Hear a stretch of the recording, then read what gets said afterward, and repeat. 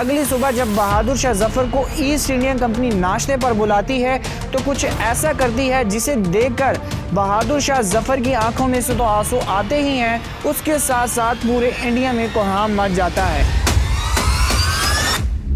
बिना किसी एविडेंस के, बिना किसी रिजल्ट के इस सारी की सारी वार का मलबा जो है मुसलमानों के ऊपर डाल दिया जाता है। इस वजह से अगर एग्जैक्ट ये जो रिफॉर्म थी इम्प्लीमेंट हो जाती तो मुसलमानों के लिए एक सीट भी जीतना बहुत ज्यादा मुश्किल हो जाता। अगर जवाहरलाल नेहरू बायस रिपोर्ट ना बनाते तो हो सकता था कभी पाकिस्तान भी ना बन पाता। अजान को बैन कर दिया गया और गाय की कुर्बानी को बैन कर दिया गया। मुसलमान जब नमाज पढ़ने जाते थे तो उस वक्त मस्जिदों में पिग छोड़ दिए जाते थे और उसके अलावा मुसलमान जब नमाज पढ़ते थे बाहर से आकर हिंदू जो थे वो डोल बजाना स्टार्ट कर देते थे।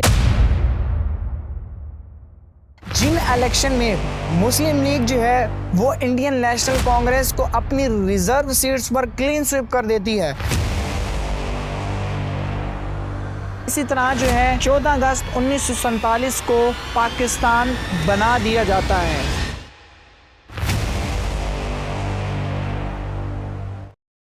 इससे पहले कि हम पाकिस्तान की स्टोरी की तरफ जंप करें, उससे पहले मुगल एम्पायर के डिक्लाइन को भी हमारे लिए समझना बहुत ज़्यादा इम्पोर्टेंट है। ये है हिंदुस्तान और इस हिंदुस्तान के ऊपर मुसलमान जो थे पिछले 800 सालों से हुकूमत करते आ रहे थे। होता कुछ यूँ है कि इन्हीं की हुकूमत में ईयर 1608 में ब्रिटेन से एक शिप आता है ईस्ट इंडिया कंपनी के कुछ मेंबर्स को लेकर इंडिया में एज अ ट्रेड के सिलसिले से। उस वक्त मुगल एम्पायर जो है ईस्ट इंडिया कंपनी को ट्रेड करने की इजाज़त नहीं देती, लेकिन ठीक उसी के 4 साल बाद ईयर 1612 में मुगल एम्पायर जो है वो ईस्ट इंडिया कंपनी को इंडिया में ट्रेड करने की इजाज़त दे देती है। उसके बाद ये जो ईस्ट इंडियन कंपनी है इंडिया में कॉटन, स्पाइसेस और दूसरे प्रोडक्ट पर ट्रेड करना स्टार्ट कर देती है। देखते ही देखते ये इंडिया में ट्रेड को इतना ज़्यादा एक्सपेंड कर देती है जिसके चलते ईयर 1674 में बॉम्बे में अपना पहला हेडक्वार्टर स्टैब्लिश कर लेती है।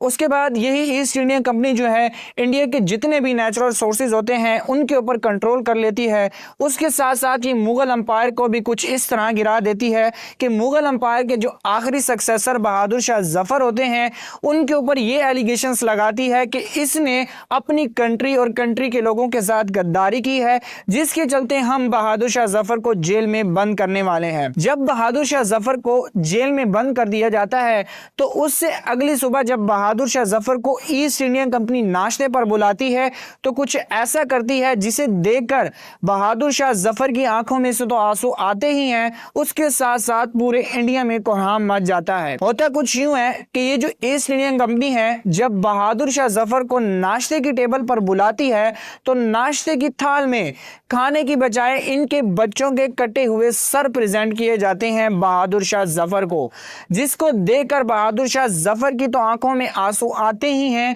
पूरे इंडिया में कोहराम मच जाता है। उसके बाद इसी तरह जो है मुगल एम्पायर का जो रूल होता है इंडिया पर खत्म हो जाता है। अब इसके बाद इंडिया के ऊपर ईस्ट इंडिया कंपनी जो है वो रूल करना स्टार्ट करती है और ईस्ट इंडिया कंपनी जो है इंडिया के ऊपर तकरीबन 200 साल तक रूल करती है। और इस 200 साल के रूल में इंडियंस के ऊपर इतनी सख्त पॉलिसीज इंप्लीमेंट करती है कि उनका अपनी कंट्री में ही 2 वक्त का खाना तो मुश्किल होता ही है, उसके साथ साथ वो अपनी कंट्री में आज़ादी से नहीं रह सकते। अगर इन पॉलिसीज की बात करें तो इन पॉलिसीज में से एक पॉलिसी थी एनेक्सेशन ऑफ टेरिटरी, जिसकी मदद से ये जो ईस्ट इंडिया कंपनी थी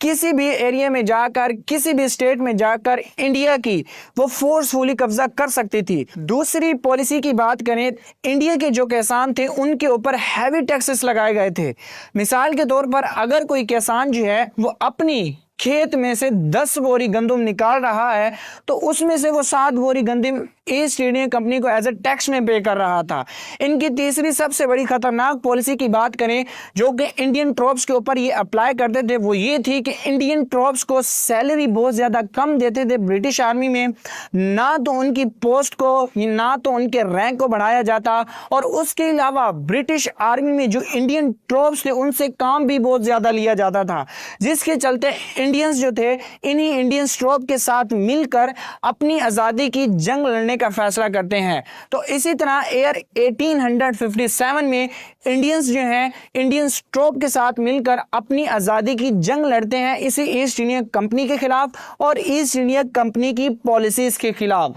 जिसे आज हम द वॉर ऑफ इंडिपेंडेंस के नाम से भी जानते हैं। अब ये जो इंडियंस हैं इनमें हिंदू भी शामिल थे, इनमें सिख भी शामिल थे, इनमें मुसलमान भी शामिल थे। ये मिलकर जो है अपनी आज़ादी की तो जंग लड़ते हैं ईस्ट इंडिया कंपनी के अगेंस्ट, लेकिन ये जंग हार जाते हैं। बट फॉर्चुनेटली होता कुछ यूं है, इस जंग के बाद ईस्ट इंडिया कंपनी का जो रूल होता है इंडिया के ऊपर वो ख़त्म हो जाता है और उसकी जो सख्त पॉलिसीज़ थी वो भी ख़त्म हो जाती हैं। उसके बाद ये सारा का सारा रूल इंडिया का ब्रिटिश गवर्नमेंट के पास चला जाता है। अब इसके बाद ब्रिटिश गवर्नमेंट जो थी वो ब्रिटिश आर्मी में कुछ चेंजेस करती है और उसके अलावा इस वॉर ऑफ इंडिपेंडेंस की इन्वेस्टिगेशन स्टार्ट कर देती है कि आखिर इसके पीछे कौन था और इस वॉर ऑफ इंडिपेंडेंस की क्यों जरूरत पड़ी। बिना किसी एविडेंस के, बिना किसी रिजल्ट के इस सारी की सारी वार का मलबा जो है मुसलमानों के ऊपर डाल दिया जाता है, इस वजह से कि ईस्ट इंडिया कंपनी ने मुसलमानों से हुकूमत ली थी, मुसलमानों से कंट्रोल लिया था।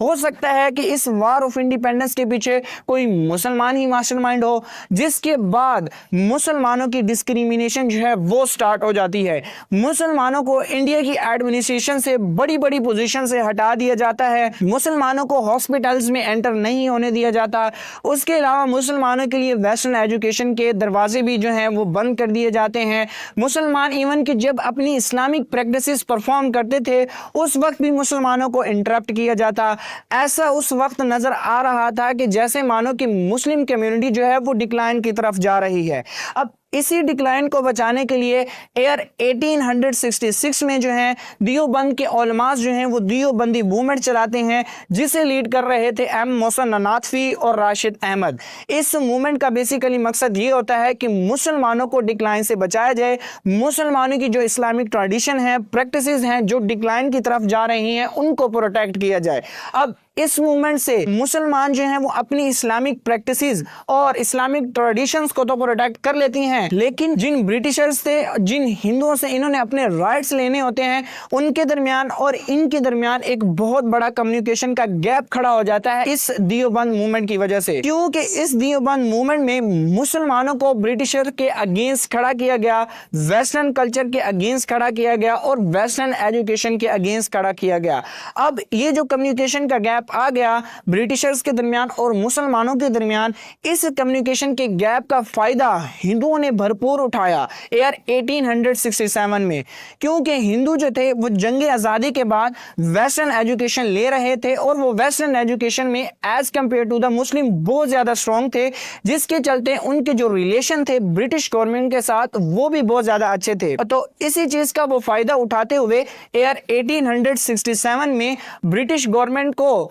यूपी में औध और आगरा में हिंदी को इंडिया की एज अ ऑफिशियल लैंग्वेज बनाने की डिमांड कर देते हैं और ये भी डिमांड करते हैं कि उर्दू को ख़त्म किया जाए, क्योंकि उर्दू जो है वो मुसलमानों की ज़बान है। लेकिन ब्रिटिश गवर्नमेंट जो है वो उस वक्त हिंदुओं की इस बात को एक्सेप्ट नहीं करती और वहीं से जो है हिंदू और मुसलमानों के दरमियान उर्दू हिंदी कंट्रोवर्सी स्टार्ट हो जाती है। अब इस सारे सिनेरियो को एक इंटेलेक्चुअल पर्सन जो था ब्रिटिश एडमिनिस्ट्रेशन में मुस्लिम, वो रियलाइज कर रहा था। वो ये चीज रियलाइज कर रहा था कि अगर ऐसा चलता रहा तो मुस्लिम जो कम्युनिटी है वो तो डिक्लाइन की तरफ चली जाएगी, उसके साथ साथ वो एक्सटिंक्ट हो जाएगी और हिंदू जो है इनके ऊपर हुकूमत कर लेंगे अगर किसी भी सिचुएशन में ब्रिटिशर इंडिया छोड़कर जाते हैं। और उसी पर्सन ने ये भी रियलाइज किया कि अगर मुसलमानों को वेस्टर्न एजुकेशन प्रोवाइड की जाए तो मुसलमानों के दरमियान और ब्रिटिश गवर्नमेंट के दरमियान जो कम्युनिकेशन का गैप आ चुका है इसे भी फिल किया जा सकता है और इनके दरमियान रिलेशन भी अच्छे किए जा सकते हैं और ये अपने राइट्स ब्रिटिश गवर्नमेंट से ले सकते हैं। ये जो इंटेलेक्चुअल पर्सन था और कोई नहीं, ये सर सैयद अहमद खां ही थे। अब ये जो सर सैयद अहमद खां थे, मुसलमानों के दरमियान और ब्रिटिशर्स के दरमियान जो गैप आ चुका था इसे फिल करने के लिए, उसके साथ साथ मुसलमानों को वेस्टर्न एजुकेशन प्रोवाइड करने के लिए और रिलेशन अच्छे करने के लिए यार 1875 में अलीगढ़ मूवमेंट चलाते हैं। अब इसी मूवमेंट के दौरान सैयद साहब जो थे MAO कॉलेज यानी मोहम्मदन एंजेलो ओरिएंटेड कॉलेज की बुनियाद रखते हैं, जो कि आगे जाकर अलीगढ़ कॉलेज में कन्वर्ट होता है। उसके बाद आगे जाकर यही जो कॉलेज है अलीगढ़ यूनिवर्सिटी में कन्वर्ट हो जाता है। इसी तरह सैयद साहब जो हैं डिफरेंट कॉलेजेस और डिफरेंट साइंटिफिक सोसाइटीज़ की बुनियाद रखते हैं ताकि मुसलमानों को वेस्टर्न एजुकेशन प्रोवाइड की जाए, वो भी फ्री में। और उसके अलावा ब्रिटिशर्स के दरमियान और मुसलमानों के दरमियान रिलेशन अच्छे करने के लिए सैयद साहब जो हैं उर्दू में अखबारों में बहुत बड़े बड़े आर्टिकल्स लिखते हैं, बहुत सारी स्टोरीज लिखते हैं, बहुत सारी मैगजीन्स लिखते हैं ताकि मुसलमान जो हैं इन आर्टिकल्स को, इन मैगजीन्स को, इन स्टोरीज को पढ़ के अपने जो रिलेशन है, अपनी जो आइडियोलॉजी है ब्रिटिशर्स के अगेंस्ट, उसको अच्छी कर पाए और ब्रिटिशर्स के साथ अच्छे रिलेशन कायम कर पाए। अब एक तरफ सैयद साहब ये मूवमेंट चला रहे थे कि किसी न किसी तरह मुसलमानों को वेस्टर्न एजुकेशन प्रोवाइड की जाए और उन्हें स्ट्रॉन्ग किया जाए, जो गैप आ चुका है उसे फिल किया जाए। दूसरी तरफ कुछ लोग ऐसे थे जो सैयद साहब के अगेंस्ट खड़े हो चुके थे। इन लोगों में से मुसलमानों की बहुत बड़ी तादाद थी और इन मुसलमानों में से दियोबंदी मूवमेंट के कुछ उलमास भी थे जिनके नाम आपकी स्क्रीन पर शो हो रहे हैं। अब इन्हीं उलमास ने सैयद साहब के ऊपर फतवे लगा दिए कि ये वेस्टर्न एजुकेशन और वेस्टर्न कल्चर को प्रमोट के कुफ्र कर रहे हैं, लेकिन हकीकत ऐसी नहीं थी। सैयद साहब जो कर रहे थे और इसी मूवमेंट के दौरान जो कॉलेजेस बनाए, जो यूनिवर्सिटीज बनाए, जो साइंटिफिक सोसाइटीज बनाए, इन्हीं के स्टूडेंट्स ने आगे जाकर पाकिस्तान के बनने में इंपॉर्टेंट रोल तो प्ले करना ही था और मुसलमानों के लिए राइट्स भी लेने ही थे। एक तरफ मुसलमान जो थे वो अपने डिक्लाइन को बचाने के लिए, अपने कम्युनिकेशन गैप को फिल करने के लिए मूवमेंट चला रहे थे, तो दूसरी तरफ जो हिंदू थे वो भी बैक एंड पर काम कर रहे थे कि किसी न किसी तरह मुसलमानों के ऊपर हुकूमत की जाए अगर ब्रिटिशर किसी भी सिचुएशन में इंडिया को छोड़कर जाते हैं। तो तीसरी तरफ ब्रिटिश गवर्नमेंट जो थी वो भी अपनी पॉलिसीज को रियलाइज कर रही थी कि इंडियंस के ऊपर बहुत ज़्यादा सख्त होती जा रही हैं। अगर ये पॉलिसीज इसी तरह सख्त रही तो हो सकता है हमें वार ऑफ इंडिपेंडेंस 2 भी देखने को मिल जाए, जिसके चलते ब्रिटिश गवर्नमेंट ने अपनी पॉलिसीज को नरम करने का फैसला किया इंडियंस के ऊपर और कुछ ये अनाउंस किया कि आज से इंडियंस जो हैं वो अपनी कंट्री की पॉलिटिक्स में पार्टिसिपेट कर पाएंगे और इंडियंस को एज अ सिटीजन ट्रीट किया जाएगा, ना कि किसी गुलाम की तरह। अब ब्रिटिश गवर्नमेंट ने तो ये अनाउंस कर दिया जो इंडियंस हैं वो अपनी कंट्री की पॉलिटिक्स में पार्टिसिपेट कर पाएंगे, लेकिन उस वक्त इंडियंस के पास अपनी कोई पॉलिटिकल पार्टी नहीं थी, अपनी कोई रिप्रेजेंटेशन नहीं थी। अब इंडियंस को अपनी कंट्री की पॉलिटिक्स में पार्टिसिपेट करने के लिए एक पार्टी की जरूरत थी, तो जिसके चलते ईयर 1885 में ex CSP officer Allan Octavian Hume जो हैं वो एक पॉलिटिकल पार्टी का आइडिया प्रेजेंट करते हैं और इसी आइडिया के ऊपर एक पॉलिटिकल पार्टी बना दी जाती है जो कि आगे जाकर पाकिस्तान के बनने में बहुत बड़ा कांटा बनने वाली थी और उसके साथ साथ मुसलमानों के लिए भी बहुत बड़ा अजाब बनने वाली थी। ये पार्टी और कोई नहीं, इंडियन नेशनल कांग्रेस ही थी। अब इंडियन नेशनल कांग्रेस पार्टी बना दी गई इंडियंस के लिए। अब इसका जो पहला सेशन था 28 दिसंबर 1885 में हुआ, जिसमें 72 मेंबर्स शरीक हुए। अब इन 72 मेंबर्स में से 58 हिंदूज थे, सिर्फ 2 मुसलमान थे और बाकी जो सीट्स थी वो डिफरेंट रिलीजन्स और डिफरेंट पीपल्स की थी जो कि डिफरेंट एरियाज से बिलोंग करते थे। वैसे तो ये जो पार्टी थी Indian national Congress United India के लिए बनाई गई थी ताकि इंडिया में रहने वाली जितनी भी माइनॉरिटीज हैं या मेजॉरिटीज हैं उनको ये रिप्रेजेंट करे, लेकिन सीटों का इतना बड़ा डिफरेंस देखने के बावजूद ये पार्टी यूनाइटेड इंडिया की कम और हिंदुओं की ज्यादा नजर आ रही थी, जिस चीज को सैयद साहब ने बहुत जल्दी रियलाइज किया और इसी चीज के चलते सैयद साहब ने इस पार्टी को छोड़ दिया, क्योंकि उस वक्त इस पार्टी में कट्टर हिंदू मौजूद थे, मैदान मौलविया जैसे और रश बिशारी जैसे, जो कि हमेशा मुसलमानों के अगेंस्ट बोलते आ रहे थे, चाहे वो उर्दू हिंदी कंट्रोवर्सी क्यों ना हो, चाहे वो को प्रोटेक्शन मूवमेंट ही क्यों ना हो, जो कि पीछे चलाई गई थी मुसलमानों के अगेंस्ट। अब सैयद साहब ने फैसला किया कि मुसलमानों को रोका जाए, इस पार्टी से दूर रखा जाए, क्योंकि ये पार्टी जो है वो कट्टर हिंदुओं की है और इस पार्टी में कट्टर हिंदू बहुत ज्यादा हैं जो कि मुसलमानों के राइट्स के ऊपर कभी बात नहीं करने वाले। तो इसी चीज के चलते सैयद साहब ने ठीक एक साल बाद ईयर 1886 में all India Mohammedan educational conference की बुनियाद रखी और इसका पर्पस मेन ये रखा कि ये जो कॉन्फ्रेंस है मुसलमानों को वेस्टर्न एजुकेशन की तरफ इंकरेज करेगी और इस पार्टी से दूर रखेगी जो कि इंडियन नेशनल कांग्रेस ही थी। अब मुसलमानों के लिए भी all India Mohammedan educational conference बन चुकी थी और इंडिया में एक अपनी अलग पॉलिटिकल पार्टी आ चुकी थी। इंडियंस जो थे वो पॉलिटिक्स में इंटरेस्ट ले रहे थे, जिसके चलते इंडियंस के अंदर पॉलिटिकल अवेयरनेस आ रही थी और इसी पॉलिटिकल अवेयरनेस की वजह से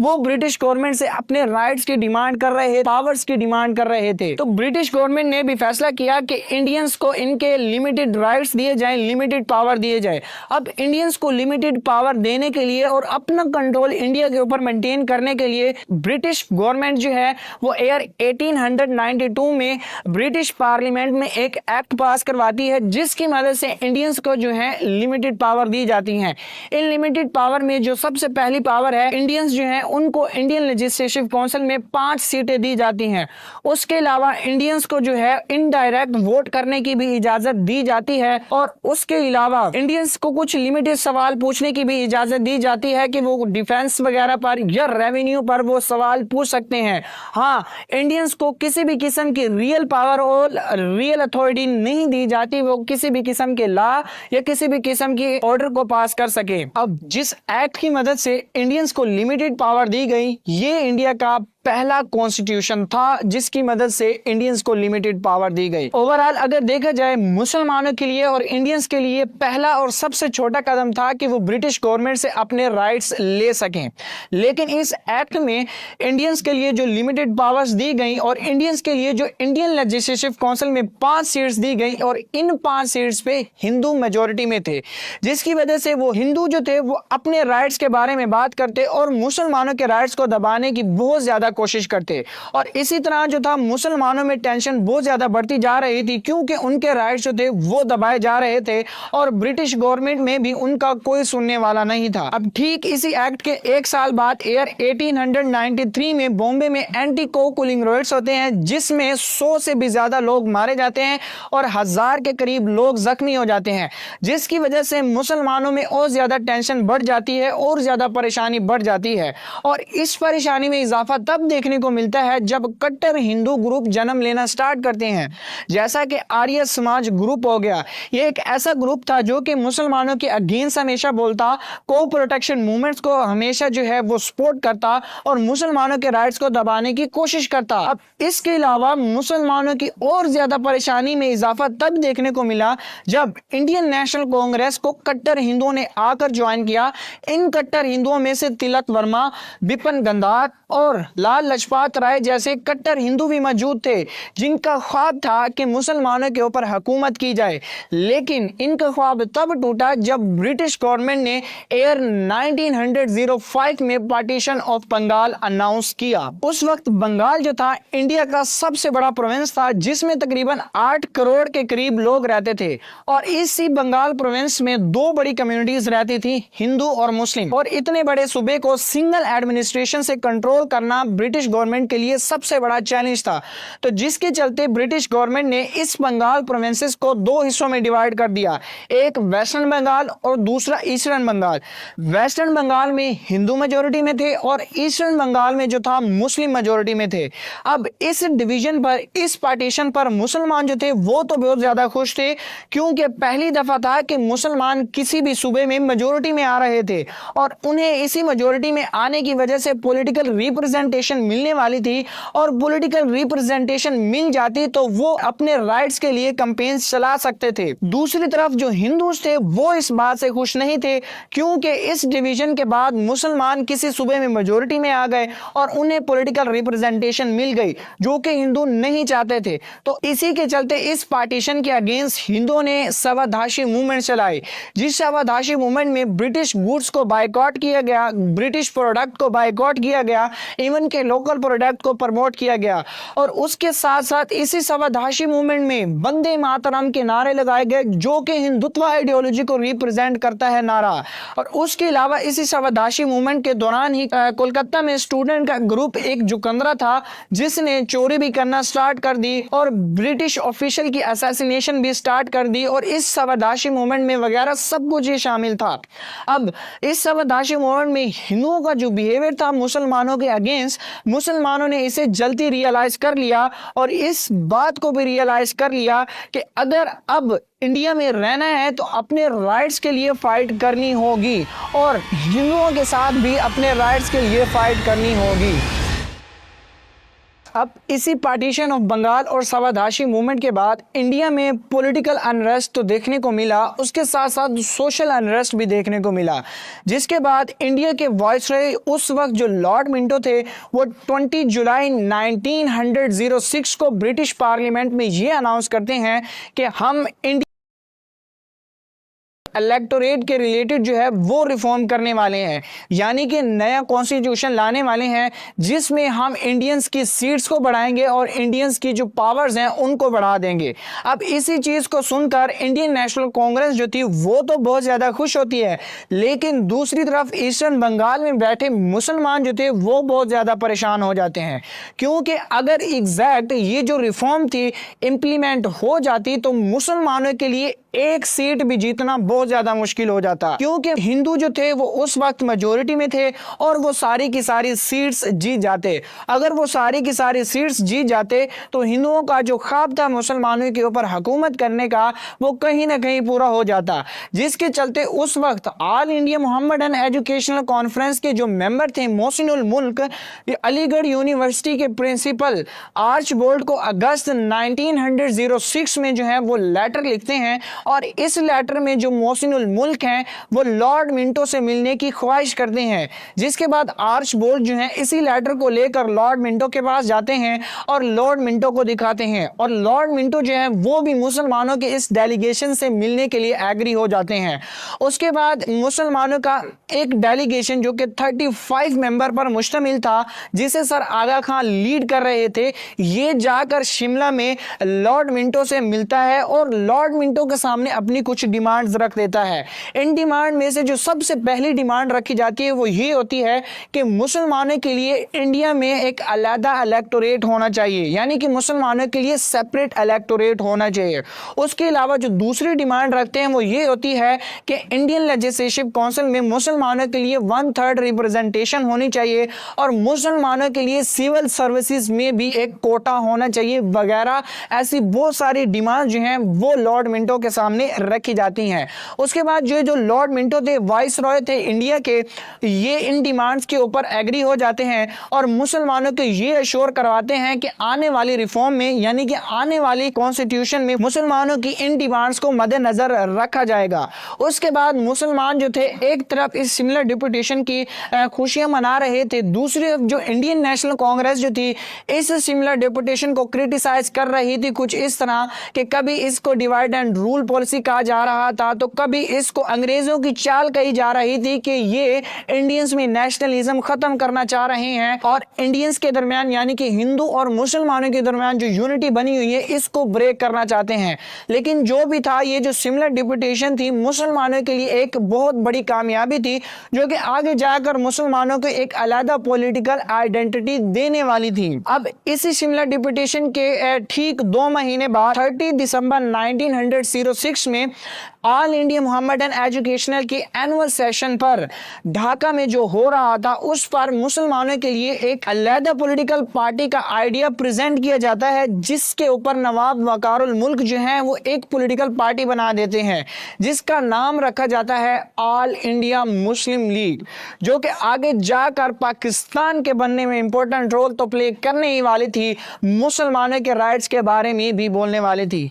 इस पार्टी का जो मेन पर्पस रखा जाता है वो ये है कि मुसलमानों को ये पार्टी पॉलिटिकली तौर पर एडवांस करेगी, ब्रिटिशर्स के दरमियान और मुसलमानों के दरमियान रिलेशनशिप अच्छे बनाएगी, और उसके अलावा मुसलमानों के राइट्स की हिफाजत करेगी। मुसलमानों के राइट्स ब्रिटिश गवर्नमेंट से लेगी और हिंदुओं से भी लेकर देगी। अब मुसलमान जो है ऑल इंडिया मुस्लिम लीग बना लेते हैं, तो दूसरी तरफ जो इंडियन नेशनल कांग्रेस थी, जिसमें कट्टर हिंदू मौजूद थे, वो तो इसे क्रिटिसाइज करते ही करते हैं, लेकिन उस वक्त जो इंडियन नेशनल कांग्रेस में सेकुलर मुस्लिम लीडर थे, वो भी ऑल इंडिया मुस्लिम लीग को बहुत ज्यादा क्रिटिसाइज करते हैं, और यहां तक कह देते हैं कि इस पार्टी को क्या जरूरत थी बनाने की, जबकि ऑलरेडी एक इंडिया में इंडियन नेशनल कांग्रेस मौजूद है। याद रहे कि अभी तक मुसलमान जो थे वो अपने राइट्स की खातिर लड़ रहे थे, ना ही अभी तक मुसलमानों ने किसी सेपरेट स्टेट और पाकिस्तान की बात की थी, और ना ही वो कोई सेपरेट स्टेट उस वक्त मुसलमान जो थे वो चाहते थे।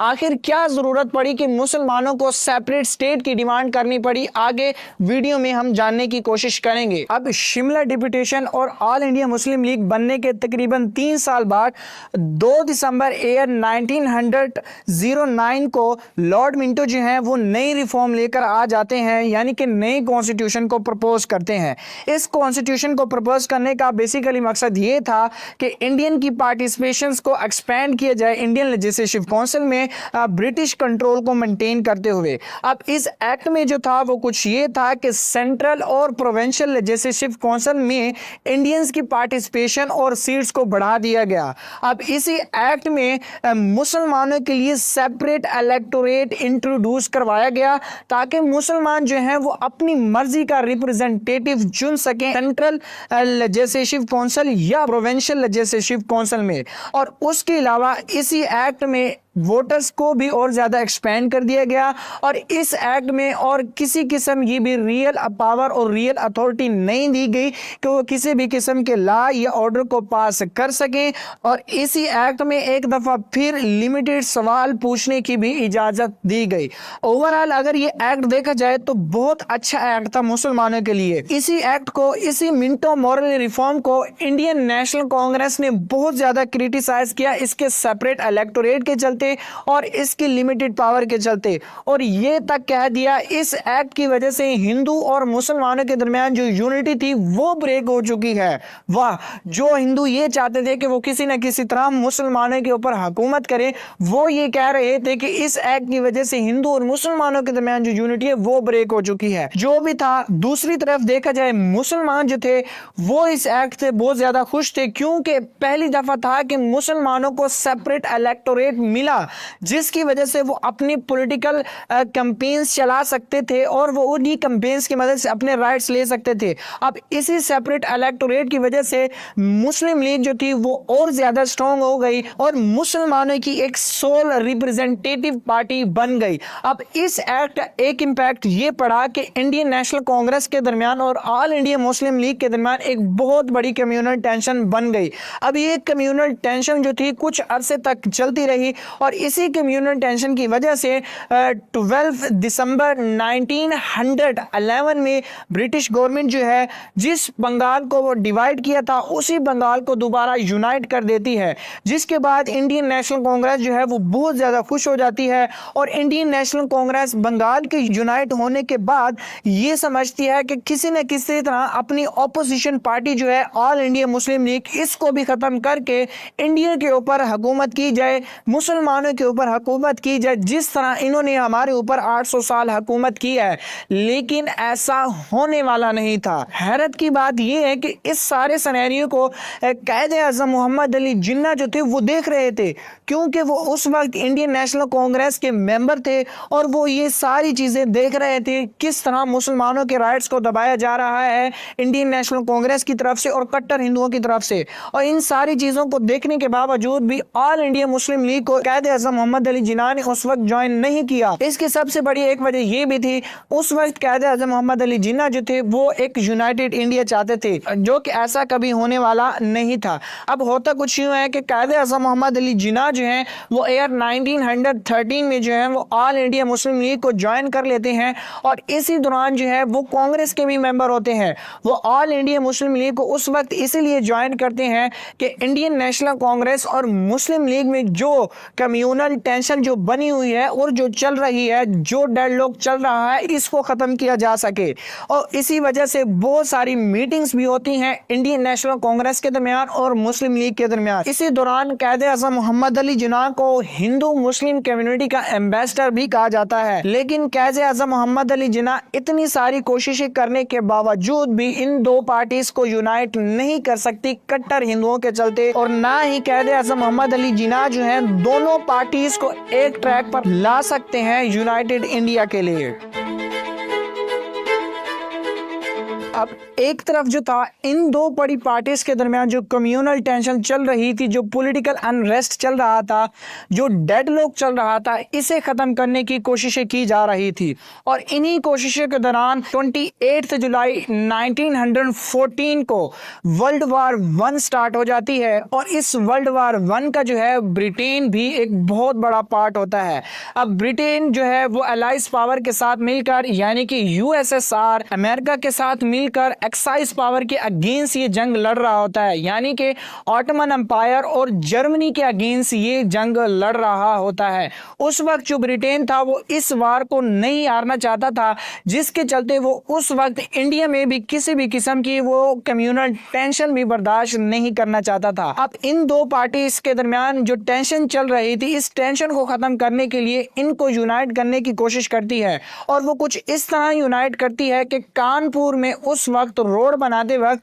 जानबूझकर एक तरफ से मस्जिद को गिरा दिया जाता है और एक तरफ से मंदिर को गिरा दिया जाता है। जब मस्जिद को गिराया जाता है तो ब्रिटिश गवर्नमेंट के अगेंस्ट मुसलमान प्रोटेस्ट करना स्टार्ट कर देते हैं। जब मंदिर को गिराया जाता है तो हिंदू जो हैं वो ब्रिटिश गवर्नमेंट के अगेंस्ट प्रोटेस्ट करना स्टार्ट कर देते हैं। अब ये जो दो बड़ी कम्युनिटीज थी उस वक्त मिलकर जो था वो ब्रिटिश गवर्नमेंट के अगेंस्ट प्रोटेस्ट कर रही थी और इसी दौरान जो है वो दोनों बड़ी पार्टीज जो थी वो एंट्री लेती हैं और ये दोनों बड़ी पार्टीज भी ब्रिटिश गवर्नमेंट के अगेंस्ट जो है वो प्रोटेस्ट करना स्टार्ट कर देते हैं। अब उस वक्त इंडियन नेशनल कांग्रेस को बाल गंधार जो थे वो लीड कर रहे थे और मुस्लिम लीग को जो था वो कायदे आज़म मोहम्मद अली जिन्ना लीड कर रहे थे। अब इन दो बड़ी पार्टीज ने फैसला किया कि हम दोनों जो हैं वो यूनाइट होकर ब्रिटिश गवर्नमेंट से सेल्फ गवर्नमेंट की डिमांड करेंगे और आने वाले नई कॉन्स्टिट्यूशन की तैयारी भी हम खुद ही करेंगे।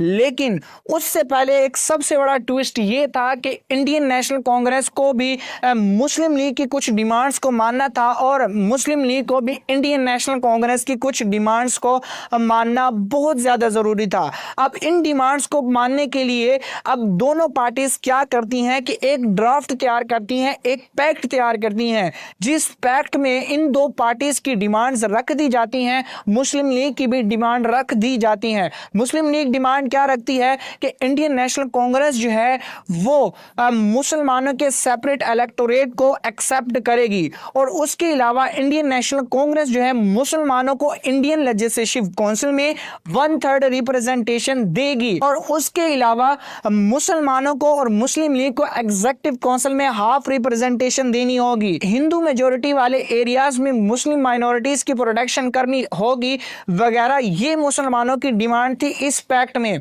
अब इंडियन नेशनल कांग्रेस भी है वो भी अपनी डिमांड जो है इस पैक्ट में शामिल कर लेती है। अब ये जो पैक्ट है वो तैयार हो जाता है और दोनों पार्टीज जो हैं वो लखनऊ में एक मीटिंग रखती हैं ईयर 1916 में। अब इस मीटिंग में ही इस पैक्ट के ऊपर दोनों पार्टीज जो हैं वो मिलकर जो हैं वो साइन कर देती हैं। मुस्लिम लीग की तरफ से कायदे आज़म मोहम्मद अली जिन्ना जो हैं वो इस पैक्ट के ऊपर साइन करते हैं और इंडियन नेशनल कांग्रेस की तरफ से बाल गंधार जो हैं वो इस पैक्ट के ऊपर साइन कर देते हैं और इस पैक्ट को नाम दे दिया जाता है लखनऊ पैक्ट का। अब इंडियन नेशनल कांग्रेस जो थी उस वक्त इन डिमांड्स को ऊपर ऊपर से मान तो लिया था, लेकिन इस इंडियन नेशनल कांग्रेस के अंदर जो कट्टर हिंदू थे वो ये नहीं मान रहे थे इन डिमांड्स को अपने दिल में से। लेकिन फिर भी उनका कहीं ना कहीं ख्वाब था कि मुसलमानों के ऊपर हुकूमत की जाए। लेकिन जो भी था, उस वक्त दोनों पार्टीज के दरमियान कहीं ना कहीं एक झूठी यूनिटी देखने को मिली।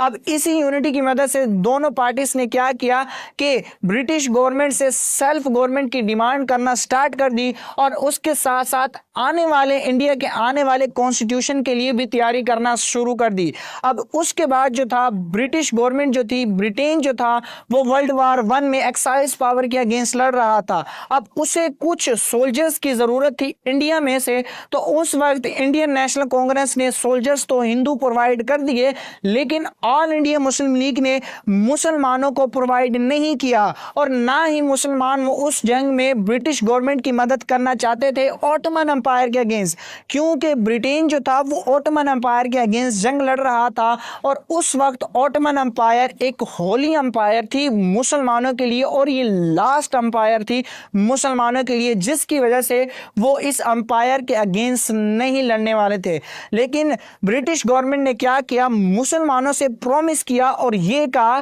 कि अगर किसी भी सिचुएशन में ऑटोमन एम्पायर इस वर्ल्ड वार 1 को हार जाती है तो हम इसके टुकड़े नहीं करेंगे, हम ऑटोमन एम्पायर को डिवाइड नहीं करेंगे। जिसके बाद मुसलमानों ने और ऑल इंडिया मुस्लिम लीग ने इस प्रॉमिस को एक्सेप्ट कर लिया और ब्रिटिश गवर्नमेंट की मदद की। और उसके बाद ये जो अलाइज पावर थी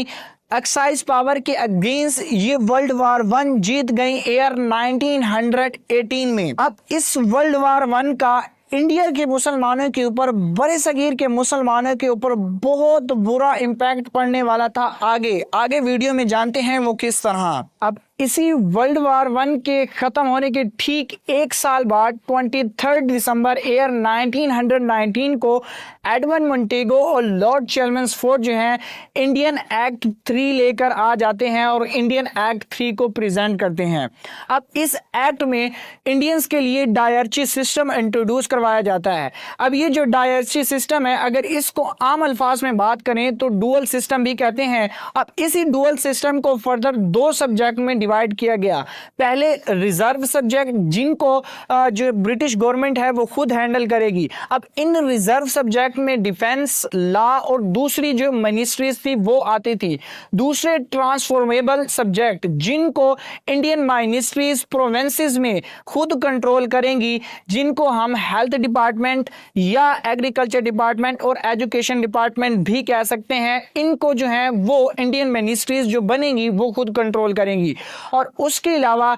इसी एक्ट में वोटर्स को और ज्यादा एक्सपेंड कर दिया गया, टैक्स पेयर तक, बिजनेसमैन तक, एजुकेटेड लोगों तक, लेकिन आम इंडियंस को फिर भी वोट करने का हक नहीं दिया गया। और इसी एक्ट में सेपरेट इलेक्टोरेट को और ज्यादा एक्सपेंड कर दिया गया सिखों तक और दूसरी माइनॉरिटीज उस वक्त जो इंडिया में रहती थी। और उसके अलावा इस एक्ट में जो था वो पब्लिक सर्विस कमीशन इंट्रोड्यूस करवाया गया और एक स्टेशनरी कमीशन इंट्रोड्यूस करवाया गया, जिसका बेसिकली पर्पस ये था कि इस एक्ट की इंप्लीमेंटेशन को अगले 10 साल तक मॉनिटर करे और इसी के ऊपर एक रिपोर्ट बनाए और इसी रिपोर्ट के ऊपर फर्दर जो है हम इंडिया का एक्ट बनाएंगे, जो कि हर 10 साल बाद बन रहा था। लेकिन अब ऐसा नहीं होने वाला था। अब जो ब्रिटिश गवर्नमेंट थी वो इंडिया के लिए आगे एक्ट नहीं बनाने वाली थी। आखिर क्यों, आगे जानने की कोशिश करेंगे। अब इस एक्ट को इंडियन नेशनल कांग्रेस ने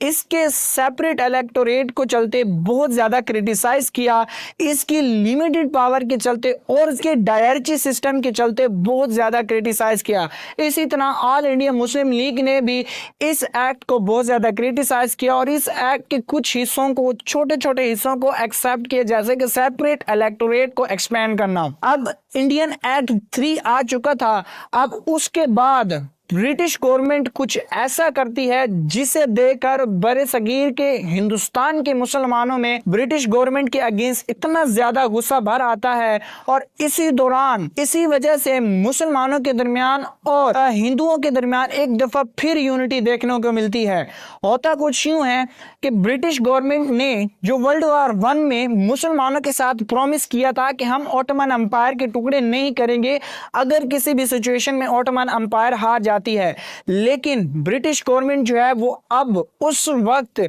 ऑटोमन एम्पायर के टुकड़े करने जा रही थी, जिसे सुनकर बड़े सगीर के मुसलमान जो थे वो बहुत ज्यादा गुस्से में आ गए और ब्रिटिश गवर्नमेंट के अगेंस्ट जो है वो प्रोटेस्ट करने लग गए। और इन्हीं प्रोटेस्ट के दौरान ही 23 नवंबर ईयर 1919 को खिलाफत मूवमेंट चलाई गई ताकि ऑटोमन एम्पायर को टुकड़े टुकड़े होने से बचाया जा सके। अब इस खिलाफत मूवमेंट को जो था वो बड़े बड़े मुस्लिम लीडर जो थे वो लीड कर रहे थे। इनमें मौलाना मोहम्मद अली जौहर भी थे, मौलाना शौकत भी थे और उसके साथ साथ अली ब्रदर्स भी थे और ऐसे बहुत बड़े बड़े मुस्लिम लीडर्स जो थे वो जो इस खिलाफत मूवमेंट को लीड कर रहे थे। अब इस खिलाफत मूवमेंट को गांधी साहब ने भी ज्वाइन कर लिया, क्योंकि उस वक्त गांधी साहब ने इंडियन नेशनल कांग्रेस को ज्वाइन कर चुके थे। उन्होंने आकर इस खिलाफत मूवमेंट को ज्वाइन किया और मुसलमानों का साथ दिया इस मूवमेंट में। गांधी साहब ने जो इस मूवमेंट को ज्वाइन किया, इसका फायदा मुसलमानों की तरफ से उन्हें आगे इलेक्शंस में होने वाला था। आखिर कैसे वो आगे जानने की कोशिश करेंगे। उससे पहले इस खिलाफत मूवमेंट में मुसलमानों ने ब्रिटिश गुड्स और ब्रिटिश प्रोडक्ट का बायकॉट किया, ब्रिटिश गवर्नमेंट के अगेंस्ट नारेबाजी की और ब्रिटिश गवर्नमेंट के अगेंस्ट बहुत ज्यादा प्रोटेस्ट किए। लाखों की तादाद में लोग जो है वो प्रोटेस्ट में शामिल हुए, लेकिन कुछ भी नहीं हुआ। अनफॉर्चुनेटली ईयर 1920 में ट्रीटी ऑफ सेवर जो है वो साइन हो गई, जिसके चलते ऑटोमन एम्पायर जो है वो टुकड़े टुकड़े हो गई। अब उसके बाद मुसलमानों में और ज्यादा गुस्सा बढ़ गया और मुसलमान जो है वो और ज्यादा प्रोटेस्ट करने लगे और चीजें तोड़ने लगे। अब उसी दौरान जो है ब्रिटिश गवर्नमेंट जो थी वो इंडिया को रूल कर रही थी, तो ब्रिटिश गवर्नमेंट ने क्या किया कि इस खिलाफत मूवमेंट के बड़े बड़े लीडर्स को जो है वो अरेस्ट कर लिया। इनमें अली ब्रदर्स भी थे, मौलाना मोहम्मद अली जौहर भी थे और मौलाना शौकत भी थे। इनको अरेस्ट कर लिया गया। और इसी तरह जो है इससे पहले इनको अरेस्ट करने से पहले गांधी साहब जो थे, इंडियन नेशनल कांग्रेस जो थी वो इस खिलाफत मूवमेंट को छोड़ चुकी थी उस वक्त जब चोरा चोरी में जो एक इंसिडेंस हुआ, जिसकी वजह से गांधी साहब जो थे वो बच गए अरेस्ट होने से। अब सवाल यहां पर यह खड़ा होता है, जो कैद आज़म मोहम्मद अली जिन्ना इस वक्त और इस खिलाफत मूवमेंट के वक्त कहां थे और इन्होंने खिलाफत मूवमेंट को क्यों ज्वाइन नहीं किया? क्योंकि कैद आज़म मोहम्मद अली जिन्ना जो थे वो इस बात को जानते थे कि इस मूवमेंट का एंड जो है वो बहुत बुरा होने वाला है। होता भी कुछ यूं है कि बड़े बड़े मुस्लिम लीडर्स को अरेस्ट कर लिया जाता है जो कि सेल्फ गवर्नमेंट की कैंपेन्स चला रहे थे। क्योंकि बड़े बड़े मुस्लिम लीडर्स को अरेस्ट कर लिया जाता है जो कि खिलाफत मूवमेंट को लीड कर रहे थे, तो उसके बाद ईयर 1922 में खिलाफत मूवमेंट को ख़त्म कर दिया जाता है। अब इंडियन नेशनल कांग्रेस और मुस्लिम लीग जो सेल्फ गवर्नमेंट के लिए कैंपेन्स चला रही थी और नए कॉन्स्टिट्यूशन की तैयारियां कर रही थी, उन कैंपेन्स को और तैयारियों को रोक देते हैं कुछ अरसे के बाद, इस खिलाफत मूवमेंट के एंड होने के बाद। क्योंकि इस खिलाफत मूवमेंट के दौरान जो है बड़े बड़े मुस्लिम लीडर्स और बहुत बड़े बड़े लीडर्स जो थे वो अरेस्ट हो चुके थे जो कि इन कैंपेन्स में शामिल थे। अब इसके बाद ब्रिटिश गवर्नमेंट जो है वो डिसाइड करती है कि इंडिया का नया कॉन्स्टिट्यूशन बनाया जाए और नई रिफॉर्म लाए जाए। अब इंडिया के कॉन्स्टिट्यूशन को बनाने से पहले ब्रिटिश गवर्नमेंट ईयर 1927 में साइमन कमीशन बनाती है, जिसको लीड कर रहे होते हैं जॉन साइमन, जिनके नाम के ऊपर ही कमीशन का नाम साइमन कमीशन रखा जाता है। अब इस कमीशन को बनाने का बेसिकली मकसद ये था कि ये कमीशन इंडिया में जाएगा और इंडियन एक्ट 1919 को जाकर चेक करेगा, उसकी इंप्लीमेंटेशन को चेक करेगा और उसी की बेस के ऊपर एक रिपोर्ट तैयार करेगा और इसी रिपोर्ट के ऊपर फर्दर जो है वो इंडिया के लिए नया कॉन्स्टिट्यूशन बनाया जाएगा। अब इस कमीशन में कोई भी इंडियंस मौजूद नहीं था, चाहे वो हिंदू हो, मुस्लिम हो या सिख हो। जब ये कमीशन ईयर 1928 जनवरी में इंडिया में आता है, इंडियन एक्ट 1909 की इम्प्लीमेंटेशन को चेक करने के लिए, तो ऑल इंडिया मुस्लिम लीग और उसके साथ साथ इंडियन नेशनल कांग्रेस मिलकर इस साइमन कमीशन के अगेंस्ट प्रोटेस्ट करना स्टार्ट कर देते हैं और इन प्रोटेस्ट के अंदर साइमन गो बैक के नारे भी लगाए जाते हैं। अब दोनों पार्टीज ये प्रोटेस्ट इसलिए करती हैं क्योंकि इस साइमन कमीशन में कोई भी इंडियंस मौजूद नहीं था जो कि इंडियंस की डिमांड को इस कॉन्स्टिट्यूशन में रखता, जिसके बाद साइमन कमीशन जो है बगैर कुछ करे, बगैर अपनी रिपोर्ट तैयार करे, इंडिया को छोड़कर चला जाता है ईयर 1928 अप्रैल में। उसके बाद ये जो ब्रिटिश गवर्नमेंट जो है वो इंडियंस को कहती है कि तुम अपना कॉन्स्टिट्यूशन अपनी मर्जी के मुताबिक खुद बनाओगे। अब उसके बाद जो इवेंट होने वाला था, वहीं से इन दो पार्टीज के दरमियान एक बहुत बड़ी दरार पड़ने वाली थी और उसके बाद मुसलमान और मुस्लिम लीग एक अलग स्टेट की भी डिमांड करने वाली थी। साइमन कमीशन फेल होने के बाद तमाम पार्टीज जो है 28 मई 1929 में बॉम्बे में एक कॉन्फ्रेंस रखती हैं नया कॉन्स्टिट्यूशन बनाने के लिए। अब नया कॉन्स्टिट्यूशन बनाने के लिए तमाम पार्टीज की जो ओपिनियंस हैं उनको सुना जाता है ताकि एक ऐसा कॉन्स्टिट्यूशन बनाया जाए जो कि इंडिया की तमाम माइनॉरिटीज को, तमाम माइनॉरिटीज को रिप्रेजेंट करे, उनकी नीड्स को, उनकी डिमांड्स को, उनकी जरूरियात को पूरा करे।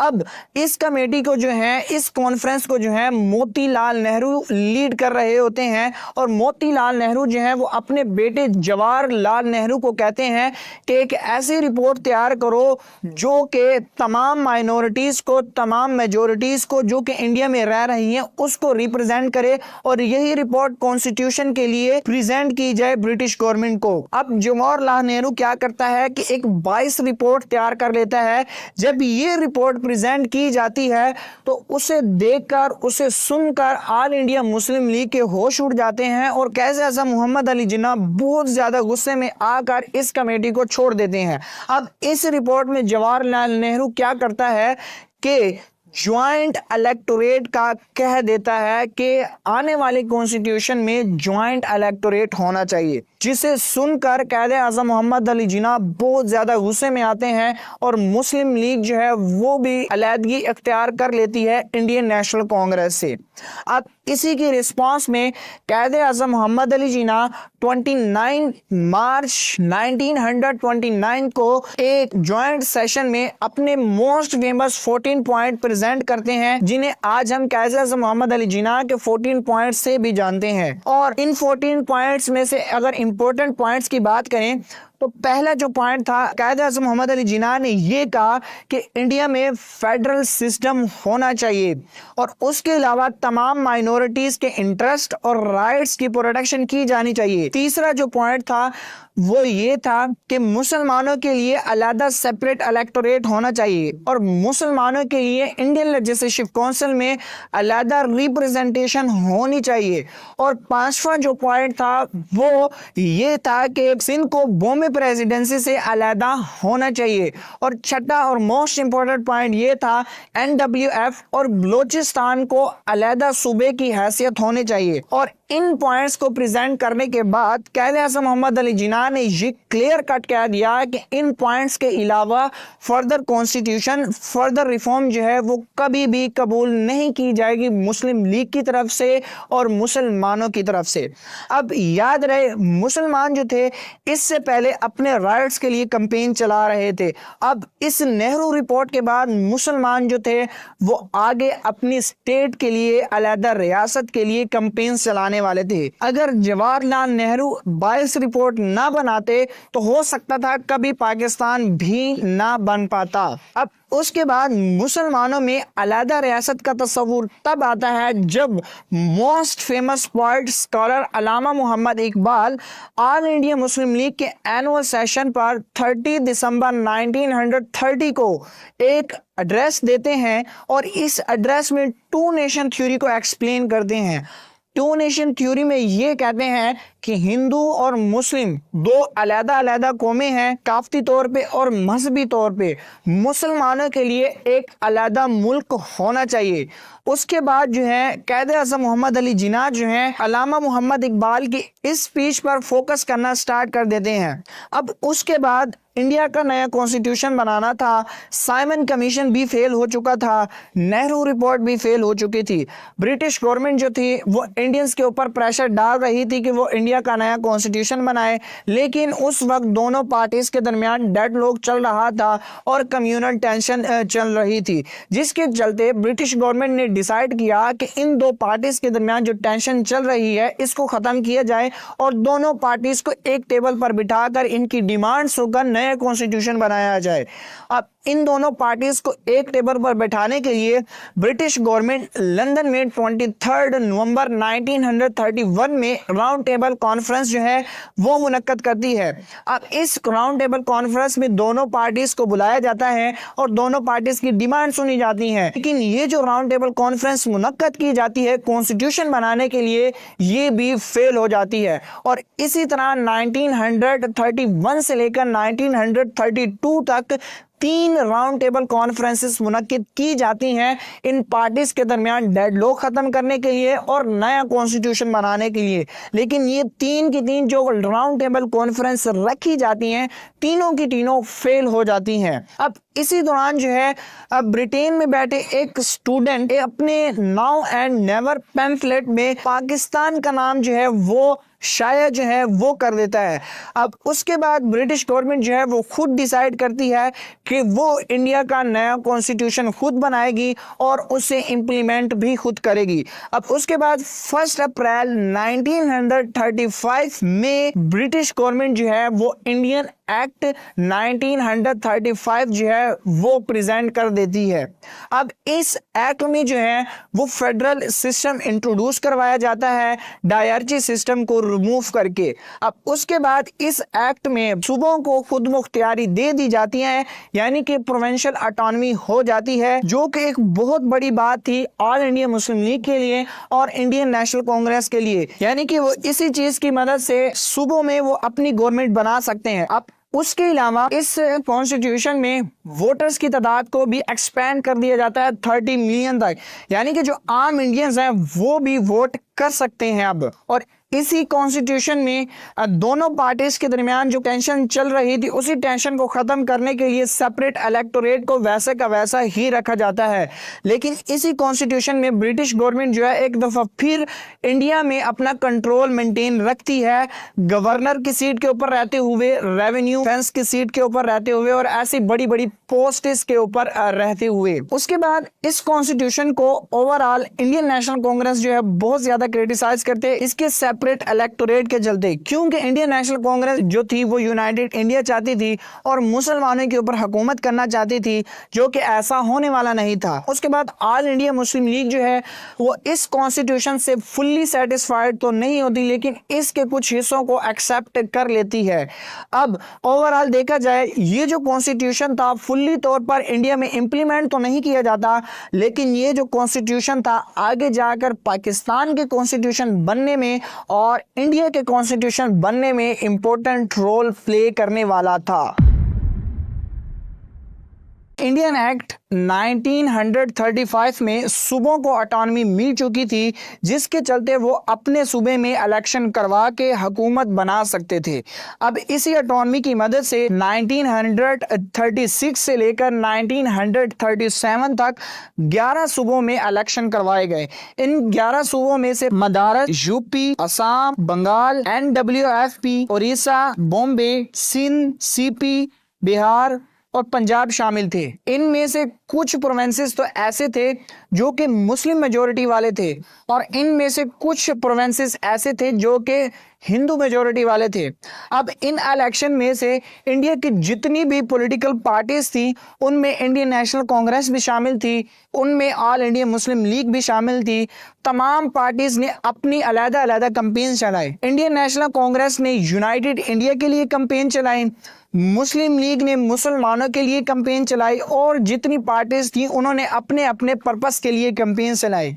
अब इन इलेक्शंस में तकरीबन 30 मिलियन वोटर्स ने हिस्सा लिया और ये इलेक्शन जो है 1936 के विंटर में स्टार्ट हुए और 1937 के विंटर में जाकर ये खत्म हुए। जब इन इलेक्शन का रिजल्ट मुस्लिम लीग ने देखा तो उसके होश उड़कर रह गए, क्योंकि इन इलेक्शन में कांग्रेस जो थी 1585 सीटों में से तकरीबन 707 सीट जीत चुकी थी, जो कि एक बहुत बड़ी बात थी। और इन प्रोविंशियल इलेक्शंस का जो रिजल्ट है वो आपकी स्क्रीन के सामने है। ओवरऑल अगर देखा जाए कांग्रेस जो थी वो 11 सूबों में से 8 सूबों में हुकूमत बनाने में कामयाब रही और उन सूबों में भी कांग्रेस में हुकूमत बनाई जो कि मुस्लिम मेजोरिटी वाले एरियाज थे, जैसा कि NWFP। ये ऐसा इसीलिए हुआ कि जब खिलाफत मूवमेंट जो थी चलाई जा रही थी उसमें गांधी ने और इंडियन नेशनल कांग्रेस ने पार्टिसिपेट किया था,